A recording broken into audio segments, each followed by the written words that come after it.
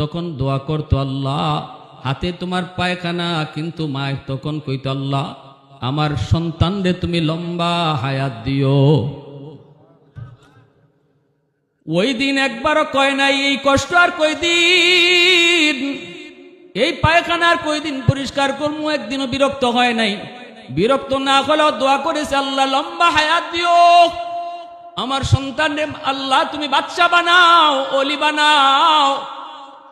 কখনো কখনো নিজের হায়াত দিয়াও তোমার হায়াত চাইছে। কত সন্তানের মাথার পাশে বইসা বইসা মায় কান্দে আর কইছে, আল্লাহ আমার অসুস্থ সন্তান তুমি বাঁচাও, আমার অসুস্থ সন্তানের হায়াত তুমি বাড়াও, আমি মার হায়াত তুমি নিয়ে যাও। কত সন্তানের মাথার পাশে বইসা বাবাও কইছে, আল্লাহ আমি বাবা হায়াত নিয়ে দিলাম, আমার সন্তানের হায়াত তুমি বাড়াও। কতটা মহব্বত থাকলে পরে এমন হয়। গতকালকের আগের দিন একটা প্রোগ্রামে ছিলাম নাটোরে, এখন মনে পড়ে গেছে, না বলে পারি নাই। বয়ানটা শেষ করার পর হাজারো হাজারো মানুষ, শুধু মানুষের মাথা আর মাথা দেখা যায়। বয়ানটা শেষ হওয়ার পর মানুষগুলি কান্না করে করে যেভাবে হাত মিলাইল, ভলেন্টিয়ার মানুষগুলা তারা পাগল হয়ে গেছে, মানুষকে ট্যাকেল দিতে পারে না। এই মুহূর্তে একজন বৃদ্ধ মানুষ আমাকে দেইকা হাতটা বাড়ায় রইছে, সামনে আগাইতে পারে না। আমি নিজে যায় তার সাথে মিললাম।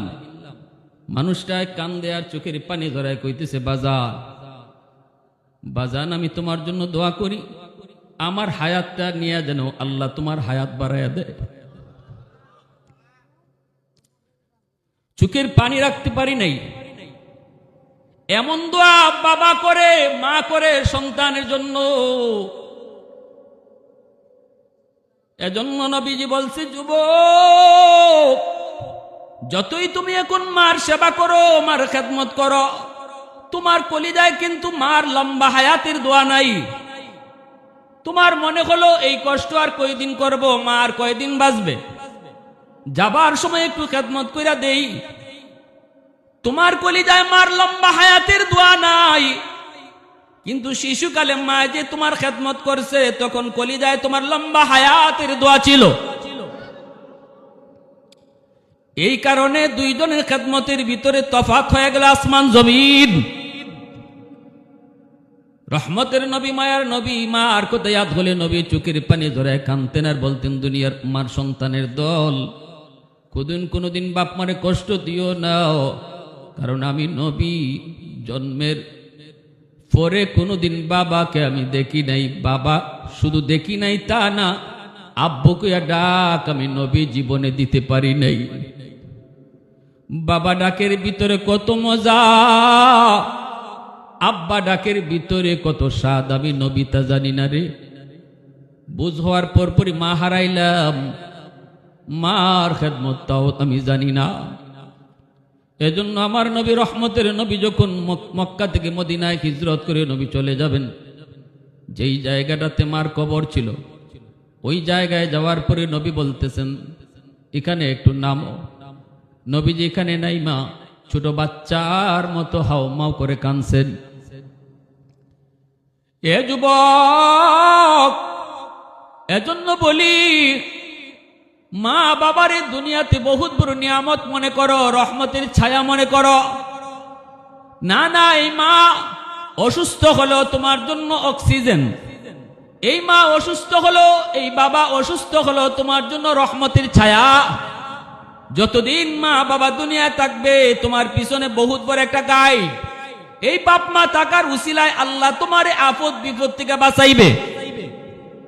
এজন্যই আল্লাহ মুসা নবীরে কইছিল, মুসা এখন থেকে উসে কইসে হাইটো, এখন থেকে সাবধানে পা দিও, কারণ মা দুনিয়ায় নাই, পিছনে আর মার দোয়া নাই, একটু সাবধানে কদম দিও।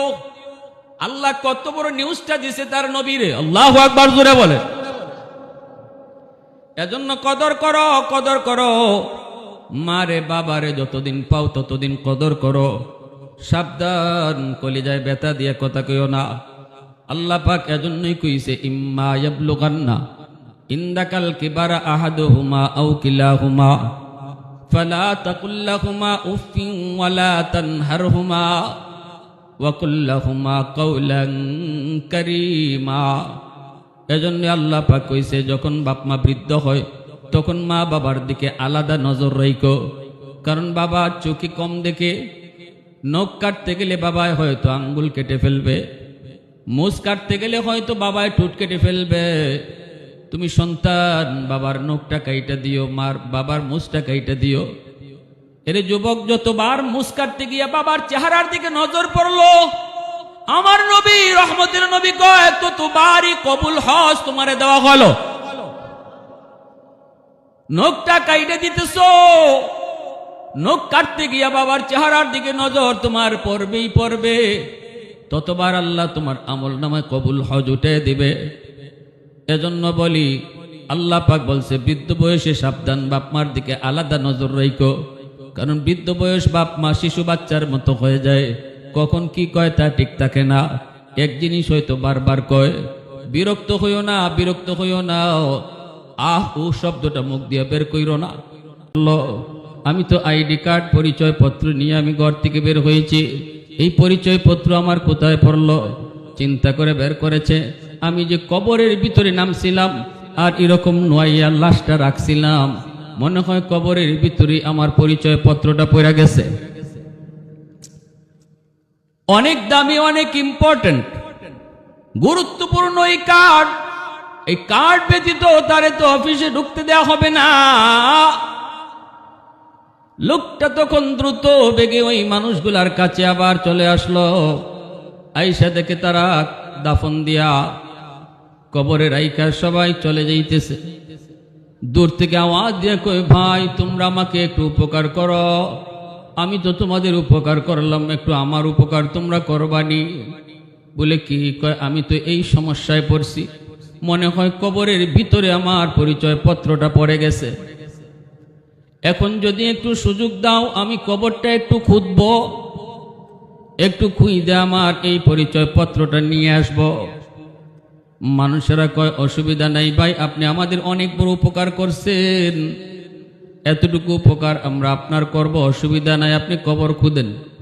সবাই মিলা তারা মাথার দিক দিয়ে কবর খোদা শুরু করলো।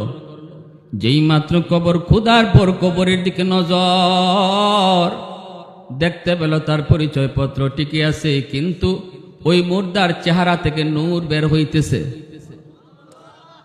যেই মানুষটারে কবরের ভিতরে রাখলো তার কবর নূরের আলোতে ঝলমল করে। শুধু তাই নয়, এই ছিদ্র দিয়া যেই ছিদ্র করা হয়েছে, এই ছিদ্র দিয়া এমন ভাবে নূর বের হয়েছে পুরা এলাকাটা নূরে নূরান্বিত হয়ে গেছে।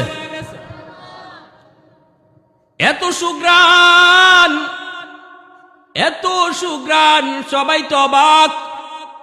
মুহূর্তের ভিতরে ছড়িয়ে পড়লো, মানুষজন জড়ো হতে লাগলো। যে যেখান থেকে খবর পায় দৌড়ায় চলে আসে। আইসে দেখতে পায় প্রায় আধা কিলো পর্যন্ত একদম সুগন্ধিতে পুরা এলাকা ভরপুর হয়ে গেছে, আর এলাকাটা নূরে চমকাইতেছে। হাকিমুল ইসলাম কারি তৈয়ব সাহেব রাহিমাহুল্লাহ বলেন, আমরাও দারুল উলুম দেওবন্দ থেকেই খবরটা পেলাম। আমি নিজে গেলাম দেখার জন্য, আমিও গেলাম, মানুষজন যাইতেছে, সবাই তো দেখার জন্য যায়, আমিও গেলাম দেখার জন্য।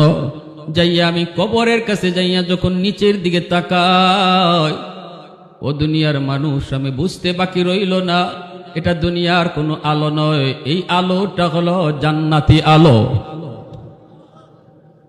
কবরের ভিতরে মানুষকে রাখার পর সে যদি জান্নাতি হয়, জান্নাত থেকে একটা সুরুং করে দেওয়া হয় কবরে, আর ওই জান্নাতি গ্রান, জান্নাতি আলো তার কবরের মধ্যে ডাইরেক্ট আইসা পড়ছে। আমি বুঝে গেলাম লোকটা কত আল্লাহর কত বড় প্রিয়, কত বড় বুজুর্গ। এরপরে আমি তার খোঁজ খবর নিতে লাগলাম, লোকটা কেমনে এত বড় বুজুর্গ হলো। একজন সাধারণ মানুষ, এই মানুষটা কেমন করে এত বড় বুজুর্গ, এত বড় আল্লাহ বলা হলো। বাড়িতে যায় খবর নিলাম, বিবি সাহেবকে জিজ্ঞেস করলাম, মা গো একটু কও না তোমার স্বামী কেমন মানুষ ছিলেন, কি তার আমল ছিল, কি এমন তার নেক আমল ছিল যে আমলের কারণে আল্লাহ পাক দুনিয়াতেই তার এই বুজুর্গি মানুষকে দেখায় দিছে। সুবহানাল্লাহ জোরে বলেন। সবাইরে তো আল্লাহ পাক সবকিছু দেখায় না, ঠিক কিনা জোরে বলেন। কবরের আযাবের দৃশ্য আল্লাহ কাউকে দেখায় না, কবরের সুখ শান্তিও আল্লাহ কাউরে দেখায় না। কারণ কবরের সুখ শান্তি আর আযাব এটা যদি আল্লাহ মানুষকে দেখাইতো তাহলে মানুষ কবরের পাশ দিয়েও যাইতো না। যদি ওই কবরে আযাব দেখতো, মানুষ বাড়িঘর কবরের পাশে বানাইতো না। সন্তান মা মারা গেলে মার কবরে ঢুকতো না, কারণ মানুষ মারা যাওয়ার পর সে যদি জাহান্নামী হয়, আল্লাহ নবী বলেন তার কবরে আগুন জ্বলতে থাকে। আর ওই আগুন ওই মানুষটা দেখতে পায়, যারে যে মারা গেছে, যারে এখানে রাখা হবে, কেউ দেখে না, কিন্তু সে তার কবরের আগুন দেখতে পায়। মায়ার নবী দয়ার নবী বলেন, আয়েশা জানোনি একজন মানুষের জীবনের সবচেয়ে বড় অসহায় সময়টা কোনটা? আল্লাহ নবী কয়, আয়েশা সবচেয়ে বড় অসহায় হলো যখন বাবা নিজে দেখে মারা যাওয়ার পর, যখন নিজে দেখে তার কবরে আগুন, আর সন্তানরা দেখে না। সন্তানরা তার লাশটা নিয়ে কবরের আগুনের মধ্যে রাখার জন্য রওনা দেয়। তখন বাবা রোটে কান্দে আর কয়, বাজার নিস না, নিস না, আমার এই জায়গায় রাখিস না। বাবা তোরা কেউ দেখো না, আমি দেখতেছি, আমি দেখতেছি আমার কবরে আগুন, সাপ, এ আমার নিস না, কই নেও, তোমরা কই নিয়ে যাও। এইভাবে কান্না করে, কেউ শুনে না তার কান্না, কেউ শুনে না। আল্লাহ নবী কয় এই সময়টাই হলো মানুষের জীবনের সবচেয়ে বড় অসহায় সময়। কেউ শুনলো না, কিন্তু কেউ তার কথা বুঝলো না, কেউ তার কথা শুনলো না, তারে জোর করেই সেখানে রেখে দিল। এজন্য ভাইরা বন্ধুরা, মায়ার নবী দয়ার নবী বলেন, আল কবরু রাউযাতুম মিন রিয়াদিল জান্নাহ আও হুফরাতুম মিন হুফারিন নার। হয় তোমার জন্য কবর হবে জান্নাতের বাগান, নয় জাহান্নামের কুণ্ড। যেই মানুষটা দুনিয়া থেকে বিদায় নেয়, এই মানুষটার চোখে আল্লাহ পাক তার কবরের দৃশ্যটা দেখা দেয়। যদি দেখে আগুন, আগুনও দেখে। যদি তার কবরে হয় জান্নাতের বাগান, সেই বাগানটাও দেখে। সুবহানাল্লাহ জোরে বল। আমরা মনে করি মানুষ মারা গেলে পরে শেষ না রে যুবক, শেষ হয় না। মানুষ মারা যাওয়ার অর্থ হলো স্থান পরিবর্তন হয়। এজন্য আমরা বলি লোকটা ইন্তেকাল করেছে। আরবিতে ইন্তেকাল শব্দের অর্থই হলো স্থান বদলানো, জায়গা বদলানো। এখানে ছিল, এখন ওখানে গেছে। ছিল মাটির উপরে, গেছে মাটির নিচে। শেষ হয়ে যায় নাই, তার অনুভূতি সব ঠিক আছে, বুঝ শক্তিও ঠিক আছে। কারা কারা তারে কবরে নিয়ে যাইতেছে, এই মানুষগুলারও সে ভালো করে চিনে। কে কি বলতেছে তাও কিন্তু মুর্দায় শুনে। নবীজি বলেন, সব শুনে, সব বুঝে, কিন্তু জবাব দিতে পারে না, বুঝাইতে পারে না, বুঝাইতে পারে না। এজন্যই এই কবরটা আমার কেমন হবে কেউ জানে না। আল্লাহর ওলি হাকিমুল ইসলাম কারি তয়্যব সাহেব রাহিমাহুল্লাহ বলেন, আমি তার বিবিকে জিজ্ঞেস করলাম, মা একটু কও না তার কি আমল। তখন মহিলা পর্দার ভিতর থেকে বলতেছে, হুজুর তেমন কোনো নেক আমল মনে পড়ে না, তবে যদ্দূর মনে পড়ে আমার স্বামী কখনো নামাজ তরক করতেন না, ওয়াক্ত মতো নামাজ পড়ে নিতেন, আর কখনো মিথ্যা কথা বলতেন না, হারাম কাজ করতেন না। আল্লাহর ওলি কয়, অতিরিক্ত কি আমল একটু বলো, অতিরিক্ত কি আমল একটু শোনাও। বিবি বলতেছে, অতিরিক্ত আমল যদ্দূর মনে পড়ে, আমার স্বামী প্রতিদিন ফজরের নামাজ পড়ার পর ওই যে তাকের উপরে দেখেন আল্লাহর কালাম, এই কোরআন শরীফ খানা বের করে কোরআন শরীফের পাতা উল্টাইতেন। পড়তে পারতেন না, পড়া জানতেন না, কিন্তু পাতা উল্টায় উল্টায়া আঙ্গুল বোলায়া বোলায়া কইতেন, আল্লাহ তুমি এই লাইনে যা কইছো আমি সব বিশ্বাস করলাম। পরের লাইনও আঙ্গুল ঘুরাইতেন আর বলতেন, মালিক এই লাইনেও তুমি যা কইছো আমি সব বিশ্বাস করছি। আর চোখের পানির ফুটাগুলি কোরআনের পাতায় পড়ত। শুধু কইতো, মালিক আমার মতো হতভাগা নাই, আমি তোমার কালাম পড়তে জানলাম না, কিন্তু আল্লাহ এই লাইনে তুমি যা বলছো আমি সব বিশ্বাস করি। চোখের পানির ফুটাগুলি কোরআনের পাতায় পড়ত। হাকিমুল ইসলাম বলেন, আমি কোরআন শরীফ খানা হাতে নিলাম, হাতে নিয়ে কোরআন খানা উল্টাইলাম। কোরআন উল্টায় দেখি প্রতিটা লাইনের নিচে নিচে কতবার যে সে আঙ্গুল ঘুরাইছে, আঙ্গুলের দাগ পড়ে গেছে। প্রতি লাইনের নিচে নিচে আঙ্গুল ঘুরাইছে, আঙ্গুলের দাগ। আর এখনো কোরআনের পাতায় তার চোখের পানির ফুটার দাগ। আল্লাহ পাক রব্বুল আলামিন এত খুশি হয়েছেন, এত খুশি, রব্বুল আলামিন তারে শুধু বুজুর্গ আর ওলি হিসাবে আল্লাহ কবুল করে নাই, তার উলায়াত আর বুজুর্গি মানুষের সামনেও আল্লাহ প্রকাশ করে দিছে।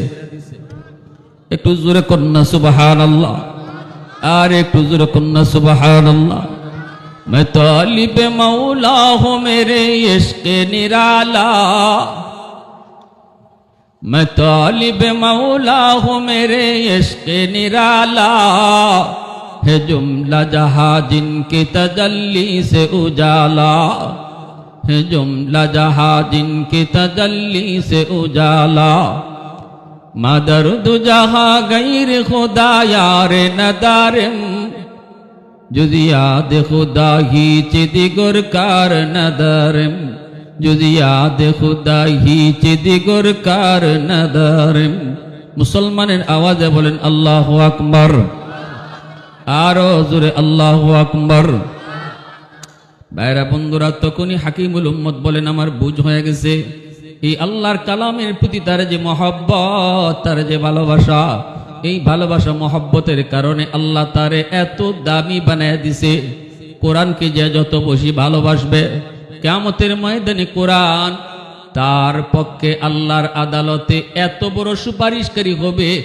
নবী বলেন, কোন নবীও এত বড় সুপারিশকারী হবে না, কোরআন যার পক্ষে সুপারিশ করবে। ঠিক না? আল্লাহর কোরআন এত বড় সুপারিশকারী হবে, মরণের পরেই তার বুকের মধ্যে বসা থাকবে। কবরে যাওয়ার পর নুরানি চেহারার একজন যুবক হয়ে পাশে বসা থাকবে। মুনকার নাকির ফেরেশতা যখন কইব, কে তুমি, একটু হর, আমরা আল্লাহর বান্দারে কিছু প্রশ্ন করব, নিরিবিলি একা একা। জবাব দিবে শুধু সে, তুমি সর। তখনই বলবে, না, আমাকে সরতে বলবা না, আমি আমার বন্ধুকে ছেড়ে যাব না। দুনিয়াতে আমার বন্ধু আমাকে বলে নাই, প্রতিদিন কোনো না কোনো এক টাইমে আমি কোরআনকে কাছে নিত, বুকে নিত, কোরআন পড়তো, আমারে বলতো না। আজ আমিও তারে বলবো না। তোমার জায়গায় যাও, তারে জান্নাতে ঢুকানোর আগ পর্যন্ত আমি কোরআন তার সঙ্গ ছাড়ব না। অথচ মুসলমানের ঘরে আজকে কোরআনের কোনো দাম নাই, কোরআনের ইজ্জত নাই, কোরআনের সম্মান নাই, কোরআনের তেলাওয়াত নাই, মহব্বত মুসলমানের ঘরে নাই। মা বোনেরা, রহমত চাও, ঘরে কোরআন তেলাওয়াত করো, দিনে একবার হলেও কোরআন তেলাওয়াতের আমল করো ঘরে। পুরুষ হও নারী হও, একটা রুটিন করো।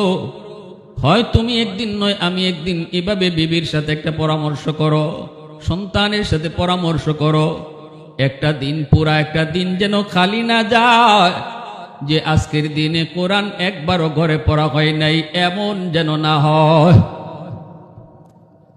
বেশি কঠিন আমল নয়, আমলটা সহজ, লম্বা পড়াও পড়তে হবে না, আধা ঘন্টাই পড়েন না, না পারেন 20 মিনিটই পড়েন, কিন্তু দিনে একবার ঘরে কোরআন তেলাওয়াত হবে, করব। একটু নিয়তটা কার কার পাক্কা আছে, একটু হাত উঠে আল্লাহর দেখান। আল্লাহ তুমি কবুল করো, জোরে কোন আমিন, আরো জোরে কোন আমিন।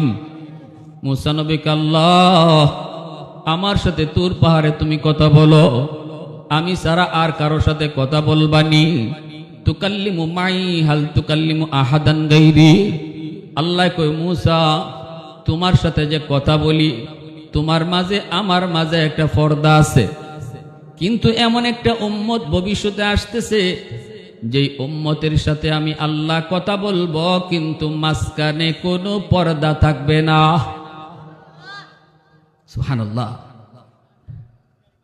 মূসা নবী এত বড় পয়গম্বর, কিন্তু আল্লাহ কয় কোন নবী নয়, তারা একজন নবীর উম্মত। এই উম্মতের সাথে আমি আল্লাহ কথা বলবো, মাঝখানে কোনো পর্দা থাকবে না। মূসা নবী কয়, মালিক এরা কারা? আল্লাহ পাক কয়, উম্মতে আহমদ, উম্মতে মুহাম্মদ। এরা হলো আমার বন্ধুর উম্মত, উম্মতে মুহাম্মদ। মূসা নবী কয়, আল্লাহ কেমনে ওরা কথা বলবে? আল্লাহ বলেন, এরা যখন নামাজে দাঁড়াইবে তখনই আমার সাথে কথা বলবে। মুসাল্লি ইউনাজি রব্বা, এজন্য নামাজি আল্লাহর সাথে কথা কয়। মূসা নবী কয়, মালিক বুঝলাম নামাজি তোমার সাথে কথা কয়, কিন্তু তুমি কেমনে কথা কইবা? আল্লাহ কয়, যখন এরা কোরআন তেলাওয়াত করব তখন আমি তাদের সাথে কথা বলবো। নামাজি আল্লাহর সাথে কথা কয়, আর কোরআন তেলাওয়াতকারীর সাথে আল্লাহ নিজে কথা কয়। সুবহানাল্লাহ, জোরে কর, আর একটু জোরে কর সুবহানাল্লাহ। কোরআনের হক, এ যুবক মনে রাখো, আল্লাহর কালামের হক হলো কোরআন সহি শুদ্ধ করে তেলাওয়াত শিখা। এটা হলো কোরআনের হক। এই সহি শুদ্ধ করে কোরআন যে শিখবে না, কিয়ামতের মাঠে কোরআন কিন্তু তোমার বিরুদ্ধে আল্লাহর আদালতে মামলা দিব। কইব, আল্লাহ আমার হক আদায় করে নাই। এই কোরআন আমি ছিলাম তার ঘরে, কিন্তু কোরআন তেলাওয়াত করা জানতো না। 2 নম্বর হক হলো কোরআন বুঝা পড়া, বুঝার চেষ্টা করা। 3 নম্বর হক হলো কোরআন মতো জীবন চালানো। এজন্য বলতেছিলাম, আল্লাহর কালাম এত দামি, এত দামি। আল্লাহ যত বড়, তার কালাম তত বড়। আল্লাহর কালামের সাথে যেই সম্পর্ক তৈরি করবে, আল্লাহ তারেও সম্মানী বানায় দিবে। সুবহানাল্লাহ, জোরে বলেন। আমরা সম্মানী হতে চাই না? কোরআনের সাথে যার সম্পর্ক যত বেশি হইব, আল্লাহ কুদরতি ভাবে তারে সমাজের মানুষের মাঝে দামি বানায় দিব। কেউ টেরো হইতো না, সাধারণ মানুষ, কিন্তু আল্লাহ তার ইজ্জত বাড়াইতেই থাকবো যদি আল্লাহর কোরআনের সাথে তার সম্পর্ক থাকে। কোরআনের খাতিরে আল্লাহ তার ইজ্জত বাড়ায়। আমার ভাইয়েরা বলতেছিলাম, এজন্য আল্লাহর কোরআন দেখলেই সওয়াব। 3 নাম্বার হলো মা বাবার চেহারার দিকে নজর করলেই সওয়াব। তাহলে কয় জিনিসের দিকে তাকাইলেই সওয়াব? জোরে বলেন, কয় জিনিস মনে থাকবে তো? 1 নাম্বার হলো খানায় কাবা, বাইতুল্লাহ, আল্লাহর ঘর। আল্লাহর ঘর দেখলেই সওয়াব, আল্লাহর ঘর দেখলেই সওয়াব।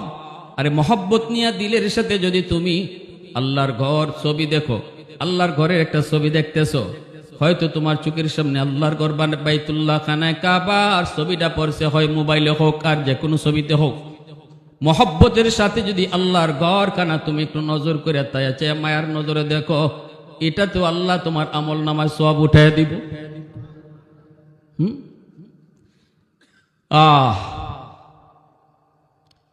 আর 3 নাম্বার হলো মা বাবার চেহারা। মা মিন ওয়ালাদিন বারিন ইয়ানজুরু ইলা ওয়ালিদাইহি নাযরা রাহমাতিন ইল্লা কাতাবাল্লাহু লাহু বিকুল্লি নাযরাতিন হাজ্জাতাম মাবরুরা। নবীজি বলেন, যেই সন্তান বাপ মার চেহারার দিকে যতবার চায় ততবার কবুল হজ লেখা হয়।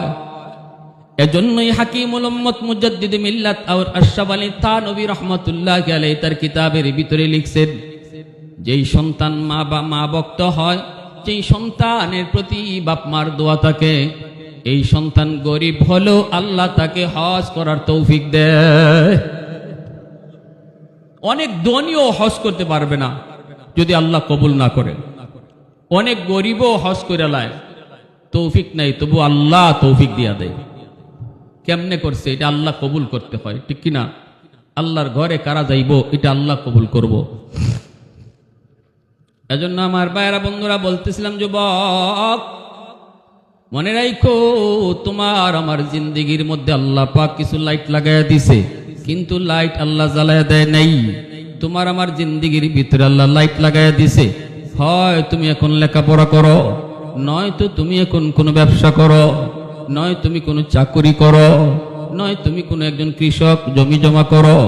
দুনিয়ার লাইনে তুমি আগাইতেছ, বউ বাচ্চা নিয়ে সংসার নিয়া শান্তিতে সুখেতে থাকতে চাও, চেষ্টা করতেছ। মনে রাখবা, তোমার জিন্দিগির সফলতার জন্য আল্লাহ পাক কিছু লাইট লাগাইয়া দিছে, কিন্তু এই লাইটগুলা আল্লাহ জ্বালায়া দেয় নাই। লাইটগুলি আল্লাহ জ্বালায়া দেয় নাই। আল্লাহ কইছে তুমি লাইট জ্বালাও, লাইন ওকে করো, লাইন ওকে করো। এই যে লাইট, এই লাইট জ্বলবে না যদি পাওয়ার হাউস কারেন্টের থেকে লাইন ওকে করা না হয়। পাওয়ার হাউস থেকে যদি লাইন ওকে করা হয় তাহলে এই লাইট জ্বলবে, লাগাইলেই কিন্তু লাইট জ্বলে না। জোরে কোন, লাগাইলেই কি লাইট জ্বলে নাকি কারেন্ট থেকে জয়েন দিতে হয়? ঠিক তেমনি আমার আপনার জীবন। এ যুবক, তোমার আমার জীবনে আল্লাহ এমন কিছু লাইট লাগায়া দিছে, জ্বালায় দেয় নাই, জ্বালায় দেয় নাই। আল্লাহ বলছে মা বাবা হলো তোমার জীবনের পাওয়ার হাউস, ওখান থেকে লাইন ওকে করো, আমি আল্লাহ জিন্দিগির লাইট জ্বালায় দিব। ওখান থেকে লাইন ওকে করো, জিন্দিগির লাইট আমি জ্বালায় দিব। ব্যবসা বাণিজ্যে সফলতা চাও, লেখাপড়ায় তুমি বরকত চাও, চাকুরিতে তুমি প্রমোশন চাও, বিদেশে যাওয়ার জন্য বহু চেষ্টা করো, জমি জমা করো, ফসলে বরকত চাও, দুনিয়ার লাইনে তুমি সফলতা চাও। এই সফলতার লাইট যদি জ্বালাইতে হয়, মা বাবা থেকে লাইন ওকে করা লাগবে। এই লাইন যদি কাটা থাকে, যত চেষ্টাই তুমি করো লাইট কিন্তু জ্বলবে না। এই লাইন যদি তুমি কাটো, কখনো লাইট জ্বলবে না, লাইট লাগানোই থাকবে, জ্বলবে না, জ্বলবে না।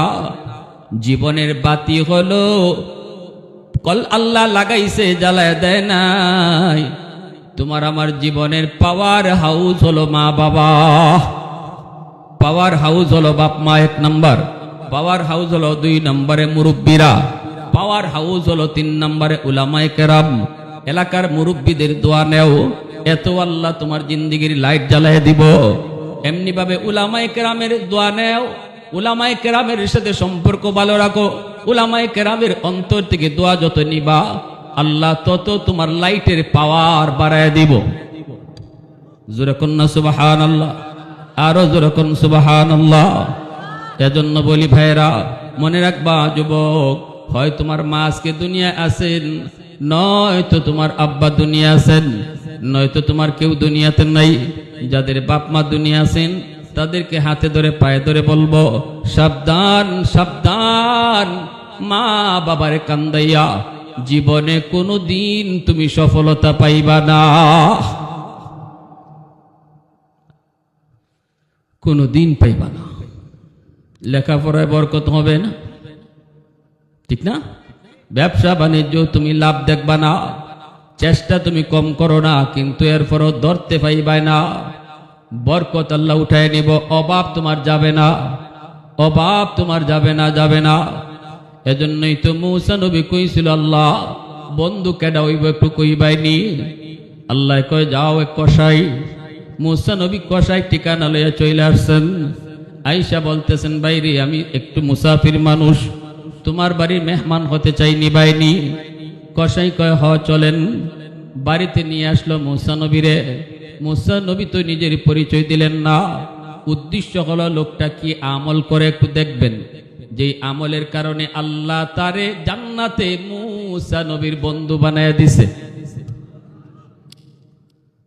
মূসা নবী দেখে লোকটায় ঘরে ঢুইকাই মার রুমে আগে ঢুকছে, বুড়া মা বিছানায়, এই মাকে কুলে নিয়া তুলায়া তুলায়া সন্তানে খাওয়াইতেছে আদর কইরা কইরা, আর মা সন্তানের হাতে খানা খাইতেছে আর টুটটা নাড়ায়া নাড়ায়া কি যেন দোয়া করতেছে। মূসা নবী দেখে ছোট্ট ছোট্ট 2টা বাচ্চা বাবার পা জড়ায় ধরে কাঁদতেছে আর কয়, আব্বু পেটের ক্ষুধায় বাঁচি না, একটু খানা দাও। বাবার হাতে খানা, এরপরও বাবা সন্তানের মুখে খানা দেয় না, বরং মাথায় হাত বুলায় আদর করে আর কয়, বাবা একটু অপেক্ষা করো, আগে তোমার দাদুরে খানা খাওয়াই, তারপরে খানা খাওয়াবো। কলিজার টুকরা সন্তান, পা পইরা গেছে বাবার, এরপরও বাবা দরদি হয় না। আগে আমার মারে খাওয়াবো, তারপরে সন্তানরে দেখব। মুসা নবী কয়, ভাই রে, এই আমল কতদিন যাবত তুমি করো? লোকটাই কয়, ভাই 40 বছর যাবত। জোরে কও না সুবহানাল্লাহ। মুসা নবী কয়, মা কি যেন দোয়া করল বুঝি নাই। সাথে সাথে লোকটাই কয়, আমার মা দুইটা দোয়া করে। একটা দোয়া হলো, আল্লাহ পাক যেন আমাকে দুনিয়াতে অভাব না দেয়। মার এই দোয়াটা কবুল হয়ে গেছে, আমি বাস্তবে পাইছি আমার কোনো অভাব নাই। সুবহানাল্লাহ, জোরে বলেন। বাস্তবে কোনো অভাব নাই, বাস্তবে কোনো অভাব নাই।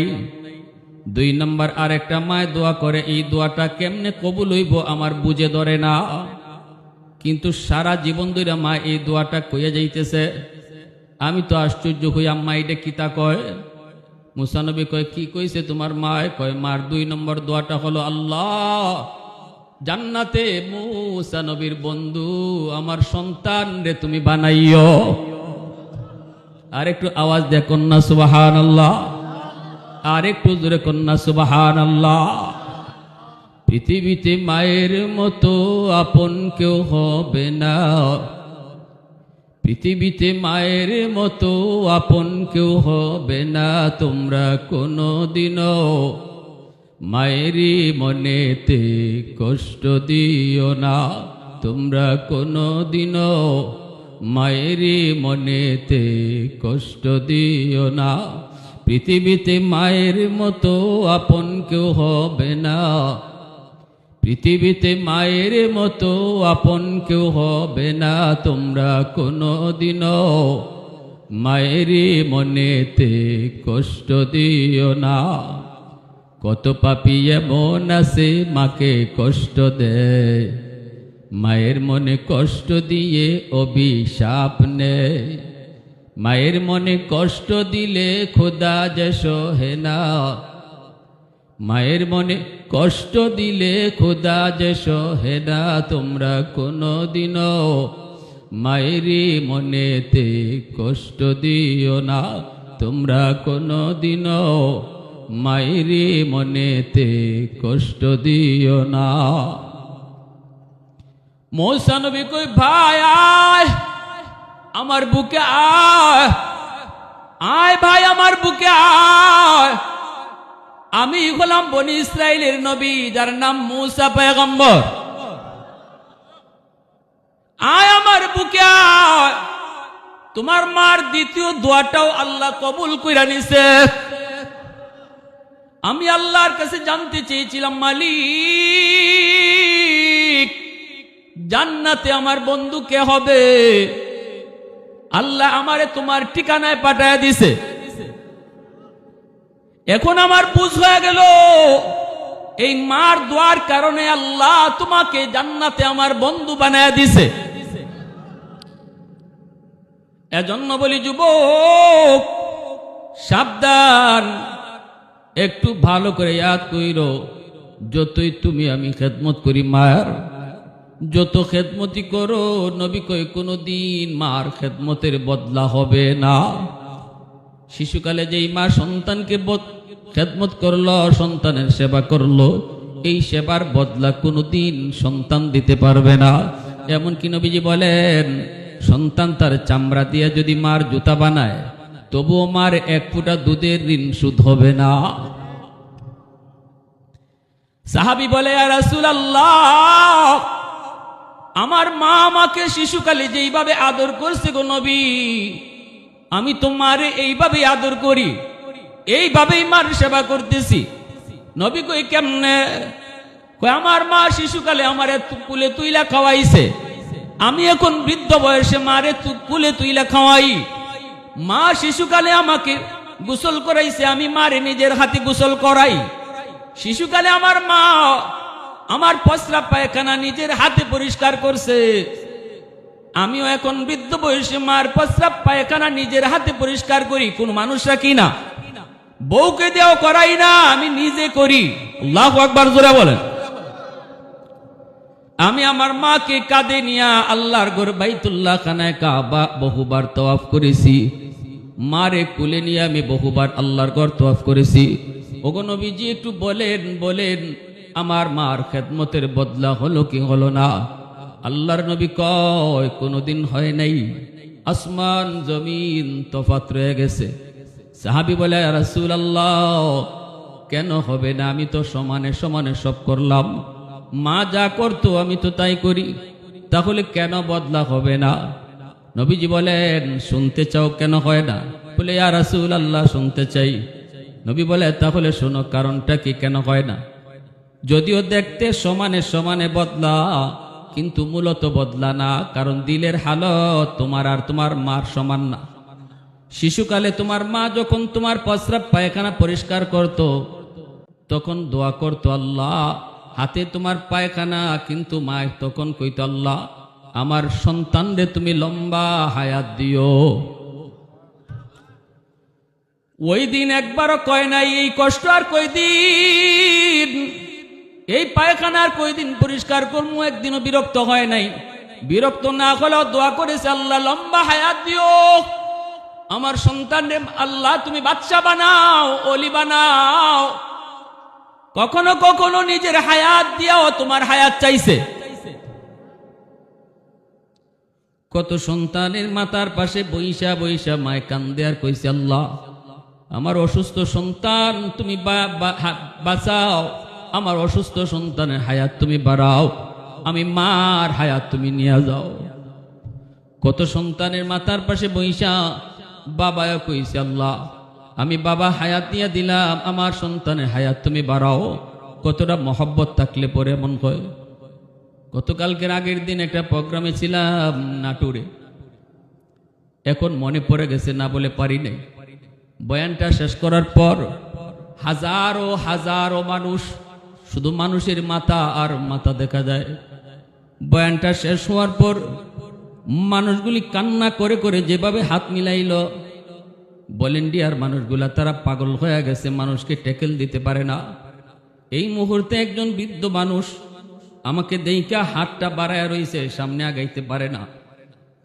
আমি নিজে যায় তার সাথে মিললাম। মানুষটায় কান্দে আর চোখের পানি ধরায় কইতেছে বাজান বাজান আমি তোমার জন্য দোয়া করি, আমার হায়াতটা নিয়ে যেন আল্লাহ তোমার হায়াত বাড়াইয়া দেয়। চোখের পানি রাখতে পারি নাই। এমন দোয়া বাবা করে মা করে সন্তানের জন্য। এজন্য নবীজি বলছে যুবক যতই তুমি এখন মার সেবা করো, মার খেদমত করো, তোমার কলিজায় কিন্তু মার লম্বা হায়াতের দোয়া নাই। তোমার মনে হলো এই কষ্ট আর কয়দিন করব, মা আর কয়দিন বাঁচবে, যাবার সময় একটু খেদমত কইরা দেই। তোমার কলিজায় মার লম্বা হায়াতের দোয়া নাই, কিন্তু শিশুকালে মা যে তোমার খেদমত করছে তখন কলিজায় তোমার লম্বা হায়াতের দোয়া ছিল। এই কারণে দুইজনের খেদমতের ভিতরে তফাৎ হয়ে গেল আসমান জমিন। রহমতের নবী মায়ার নবী মা আর কোথায় ইয়াদ হলে নবী চোখের পানি ধরে কাঁদতেন আর বলতেন দুনিয়ার মার সন্তানের দল কোনদিন বাপ মারে কষ্ট দিও নাও, কারণ আমি নবী জন্মের পরে কোনোদিন বাবাকে আমি দেখি নাই। বাবা শুধু দেখি নাই তা না, আব্বুকে ডাক আমি নবী জীবনে দিতে পারি নাই। বাবা ডাকের ভিতরে কত মজা, আব্বা ডাকের ভিতরে কত স্বাদ, আমি নবী তা জানি না রে। বুঝ হওয়ার পরপরই মা হারাইলাম, মার খেদমত তাও আমি জানি না। এজন্য আমার নবী রহমতের নবী যখন মক্কা থেকে মদিনায় হিজরত করে নবী চলে যাবেন, যেই জায়গাটাতে মার কবর ছিল ওই জায়গায় যাওয়ার পরে নবী বলতেছেন এখানে একটু নামো। নবীজি এখানে নাই, মা ছোট বাচ্চার মতো হাও মাও করে কাঁদছেন। এ যুবক, এজন্য বলি মা বাবার এই দুনিয়াতে বহুত বড় নিয়ামত মনে করো, রহমতের ছায়া মনে করো না। না, এই মা অসুস্থ হলো তোমার জন্য অক্সিজেন, এই মা অসুস্থ হলো, এই বাবা অসুস্থ হলো তোমার জন্য রহমতের ছায়া। যতদিন মা বাবা দুনিয়ায় থাকবে তোমার পিছনে বহুত বড় একটা গাইড। এই বাপ মা থাকার উসিলায় আল্লাহ তোমারে আপদ বিপদ থেকে বাঁচাইবে।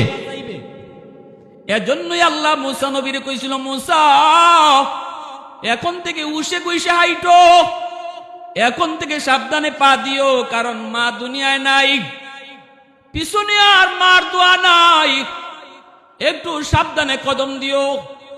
আল্লাহ কত বড় নিউজটা দিছে তার নবীরে, আল্লাহু আকবার জোরে বলে। এজন্য কদর করো, কদর করো, মারে বাবারে যতদিন পাও ততদিন কদর করো। সাবধান, কলিজায় ব্যথা দিয়ে কথা কইও না। আল্লাহ পাক এজন্যই কইছে, ইম্মা ইয়াবলুগান্না ইনদাকাল কিবারা আহাদুহুমা আও কিলাহুমা ফালা তাকুল লাহুমা উফিন ওয়ালা তানহারহুমা ওয়া কুল লাহুমা কাওলান কারীমা। এজন্য আল্লাহ পাক কইছে, যখন বাপ মা বৃদ্ধ হয় তখন মা বাবার দিকে আলাদা নজর রাখো, কারণ বাবা চোখে কম দেখে। নখ কাটতে গেলে বাবায় হয়তো আঙ্গুল কেটে ফেলবে, মুছ কাটতে গেলে হয়তো বাবায় ঠোঁট কেটে ফেলবে। তুমি সন্তান বাবার নখটা কাইটা দিও, মার বাবার মুছটা কাইটা দিও। এর যুবক যতবার মুছ কাটতে গিয়া বাবার চেহারার দিকে নজর পড়লো, আমার নবী রহমতের নবী কয় ততবারই কবুল হজ তোমারে দেওয়া হলো। নখটা কাইটা দিতেছো, নখ কাটতে গিয়া বাবার চেহারার দিকে নজর তোমার পড়বেই পড়বে, ততবার আল্লাহ তোমার আমল নামায় কবুল হজ উঠে দিবে। এজন্য বলি, আল্লাহ পাক বলছে বৃদ্ধ বয়সে সাবধান, বাপ মার দিকে আলাদা নজর রাখো, কারণ বৃদ্ধ বয়স বাপ মা শিশু বাচ্চার মতো হয়ে যায়, কখন কি কয় তা ঠিক থাকে না। এক জিনিস হয়তো বারবার কয়, বিরক্ত হইও না, বিরক্ত হইও না, আহ ও শব্দটা মুখ দিয়ে বের কইরো না, কারণ শিশুকালেও তুমি এক কথা বারবার কইছো, তখনও কিন্তু বাপ মা রাগ করে নাই। বারবার তুমি কইছো, বারবার জিগাইছো, এরপরও বাবা রাগ করে নাই, রাগ করে নাই। হাকিমুল উম্মত তিনি কিতাবের ভিতরে লিখেন, একজন বাবা জোয়ান ছেলেরে নিয়ে বসছে, মেহমান নিয়ে আসে, একজন বাবা জোয়ান ছেলেকে নিয়ে বসছে, দরজার পাশে বসা, গাছের ডালে কাক কা কা করে। বাবাই বলতেছে, বাজার এটা কিসে ডাকে? ছেলে বলতেছে, এটা কাক। বুড়া বাবা চোখে ঠিক মতো দেখে না, কানে ঠিক মতো শুনে না, আবার কয় আব্বা এটা কিসে ডাকে? ছেলে কয় বললাম তুই এটা কাউয়া। আবার বাপে কয় বাবা বুঝি না এটা কিসে ডাকে? তখনই ছেলে রাগ কইরা কয় কইলাম না এটা কাউয়া, কাউয়া। তিনবারের মাথায় ছেলে রাগ করছে, ঠিক না? কতবার কইতাম? তখনই বাবা ছেলেকে বুকে জড়ায় কান্দে আর কয় বাজান, প্রথমবারই আব্বাই বুঝছি তুমি যে কইছো এটা কাক, কিন্তু এরপর আমি বারবার কেন জিজ্ঞেসি পরীক্ষা করার জন্য। বাবা শুন, শিশুকালের কথা মনে পড়ে গেছে, এই জায়গাটাতেই তোমাকে নিয়ে আমি আব্বা বসাছিলাম, গাছের ডালে এইভাবে একটা কাক কা কা করতেছিল, আর তুমি আমাকে বারবার বলতেছিলে আব্বু এটা কিসে ডাকে, আব্বু এটা কিসের ডাক? আমি বলেছিলাম এটার নাম কাক। আবার বলেছিলে আব্বু এটা কিসের ডাক? আবার বলেছিলাম এটা কাক। আবার বলেছিলাম আব্বু এটা কি? আবার বলেছিলাম কাক। এইভাবে আজও মনে আছে বাবা, 10 বার তুমি আমারে জিগাইছো, একবারের জন্য বাবা রাগ করি নাই। প্রতিবার তোমার গালে চুমা দিয়া কইছি এটা কাক, প্রতিবার গালে চুমা দিয়া কইছি এটা কাক, একবারও রাগ করি নাই। এজন্যই আল্লাহ কয় সাবধান, বৃদ্ধ বয়সে বাপ মার সাথে রাগারাগি কইরো না, চেতাচেতি কইরো না, চোখ লাল কইরো না। যদিও বাবা মা আজকে বৃদ্ধ শিশু বাচ্চার মতো, তোমার কোনো কথায় বিরক্তি লাগতে পারে, একটা বার মনে রাখো শিশুকালে এমন বহু বিরক্ত করছো, এরপরও বাপ মা রাগ করে নাই। ওয়ালা তানহারহুমা, ধমক দিও না, ওয়াকুল লাহুমা কাওলান কারীমা। আল্লাহ কয় নরম নরম ভাষায় বাপ মার সাথে কথা কইও। যখনই কথা কইবা বাবার সামনে দাঁড়াইয়া নরম ভাষায় কথা কইও, আওয়াজ উঁচা কইরো না। কথাটা কার? জোরে বলেন কার? বাবার সামনে নরম ভাষায় কথা কইও, মার সাথে নরম ভাষায় কথা কইও, আওয়াজ চড়াইয়া কইরো না, চড়াইয়া কইরো না। ওয়াকফিদ লাহুমা জানাহাদ যুল্লি মিনার রাহমা, তুমি তোমার ডানাটারে একদম এভাবে, যেভাবে মুরগি তার বাচ্চাগুলারে যেভাবে ডানার ভিতরে এভাবে ভিতরে ঢুকায়া রাখে মায়া কইরা, এভাবেই বৃদ্ধকালে বাপ মারে তুমি রহমত দিয়া ডানার ভিতরে ঢুকায়া রেখো। ওয়াকুল লাহুমা কওলান কারীমা ওয়াকফিদ লাহুমা জানাহাদ যুল্লি মিনার রাহমা ওয়াকুর রব্বির হামহুমা কামা রব্বায়ানি সগীরা। আর আল্লাহ বলে, বাপমার জন্য যখনই দোয়া করবা, আমি আল্লাহ একটা দোয়া শিখাই দিতেছি, এই দোয়াটাই কইরো। আল্লাহ দোয়া শিখাই দিতেছে। যে দোয়া আল্লাহ শিখায়, বলুন তো দোয়া কবুল করবে কে? যিনি দোয়া কবুল করবে, ইনি যদি দোয়া শিখাইয়া দেয়, তাহলে বোঝা গেল এভাবে দোয়া করলে ইনি দোয়া কবুল করবে, এর ভিতরে কোনো সন্দেহ নাই, ঠিক না? ফ্যাক্টরির মালিক যদি কয়, সবাই তো আইসে চাকরির লাগি, আমি তো নিমু একজন, তো তোমারে আমার বড় মায়া লাগছে, আমার কাছে কেমনে দরখাস্ত লিখতে হয়, সবাই তো যার যার মতো করে লিখবো, আমি তোমারে আমার কাছে কেমনে দরখাস্ত লিখতে হয় আও তোমারে লিখকে দিই বা লেখাটা দেখাইয়া দিই। মালিক যদি এরকম কোনো একজনের মায়া কইরা কাছে নিয়ে দরখাস্ত কেমনে লেখন লাগে তারে হিকাইয়া দেয়, যে বেটায় দরখাস্ত কবুল করব, ইনি যদি দরখাস্ত লিখকে দেয়, তাহলে বোঝা গেল আর কেউ চাকরি ওক না ওক, তার চাকরি যে ওইব কোনো সন্দেহ জোরে কম।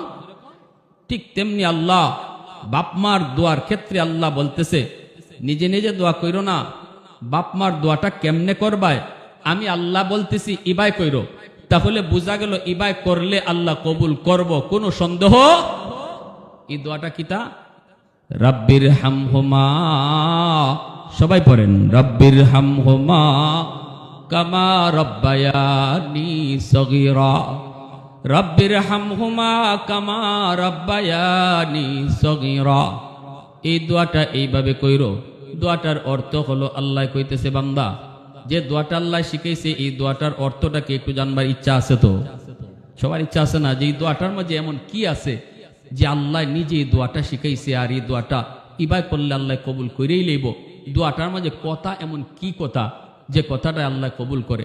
দোয়াটার মাঝে কথা হইল, আল্লাহ কইতেছে রব্বির হামহুমা কামা রব্বায়ানি সগীরা। আল্লাহ কইতেছে, বন্ধু তুমি তোমার উম্মতরে কইয়া দাও, যখন বাপমার লাগে দোয়া করে, কইতো আল্লাহ আমার আব্বা আম্মার উপরে তুমি দয়া করো, আমার আব্বা আম্মার উপরে রহম করো, আমার আব্বা আম্মার উপরে মায়া করো, যেভাবে আমার আম্মা, যেভাবে আমার আব্বা আমার শিশুকালে মায়া করছে, এইভাবে মায়া করো। সুবহানাল্লাহ। আরো আস্তে কোন কি ভাই? হ্যাঁ, শিশুকালে যে বাপ মা সন্তানকে কি মায়া করছে, এরা সন্তান বড় হইলে ভুইলা যায়, কিন্তু আল্লাহ ভুলে না। কে ভুলে না? আল্লাহ ভুলে নাই। আল্লাহ জানে কি জাত মায়াটা করছে। না খাইয়া তোমারে খাওয়াইছে, 5টা ডিম রান্না হইছে গরো, 5 জন সদস্য, বাবা গরিব মানুষ, কোন রকম মায় 5টা ডিম রানছে, 5 জনে খাইব, কিন্তু 4টা ডিম আমরা খাইলাম, মা নিজের ডিমটা খায় না। স্কুল থেকে আসবে আমার সন্তান, এসেই বলবে আম্মু পেটে ক্ষুধা লাগছে, তখন আমি মা তারে কি দিব?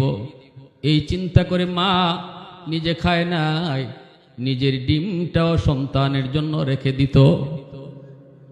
অফিস থেকে স্কুল থেকে যায় কইতো মা পেটে ক্ষুধা, তখনই মায় কইতো আয় বাজান, এই ডিমটা মায় তখন সন্তানের কাছে দিয়া খাওয়াইতো। সন্তান তো ভদ্র ছেলে, সন্তান কইতো আম্মা তুমি ডিম খাইছো নি? ও আম্মা তুমি খাইছো নি? তখনই মায় মাথায় হাত বুলাইয়া চোখের পানি চাইরা। গরিবের সংসার, অভাবের সংসার, মায় কেমনে কয় বাজান আমি খাই নাই, আমার ডিমটা তোরে খাওয়াইতেছি, সন্তান নাও খাইতে পারে। এই কথা শুনলে পরে সন্তান নাও খাইতে পারে। তখন মা সন্তানের সাথে একটা মিথ্যা কথা কইতো, সন্তানের সাথে মিথ্যা কথা কই আমায় কইতো বাজান হো আমি খাইছি তুমি খাও। জীবনে এমন কত মিছা কথা, জীবনে এমন কত মিছা কথা মায়ের সন্তানের সাথে কইল, জীবনে মা এমন কত মিছা কথা এই সংসারের জন্য মায় কইল। আজ তুমি সন্তান মার জন্য একটু হাত উঠাইবার সময় পাও না। আজ তুমি মার কবরটা দেখো, মার জন্য একটু দোয়া করার টাইম পাও না।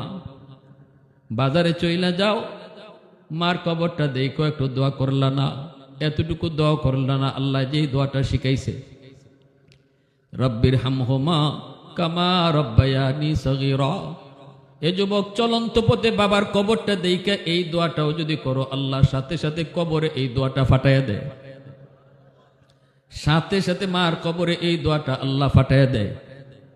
নবীজি বলেন, সাগরের মাঝখানে নৌকা ডুবলে যেমন যাত্রীরা হাবুডুবু খায় আর কয় বাঁচাও বাঁচাও বাঁচাও বাঁচাও, নবী কয় কবরের ভিতরে তোমাদের মা বাবা দাদা দাদি আত্মীয় স্বজন এইভাবেই হাত উঠায় কইতেছে, কইরে আমার বাজান, কইরে আমার বাবা, কইরে আমার সন্তান, আমারে বাঁচাও বাঁচাও। ওই মুহূর্তে যদি এই দোয়াটাও করো, সাথে সাথে আল্লাহ পাক তাদের কবরে পাঠায়, আর কবরে তখন ঈদের মতো তারা আনন্দ পায়।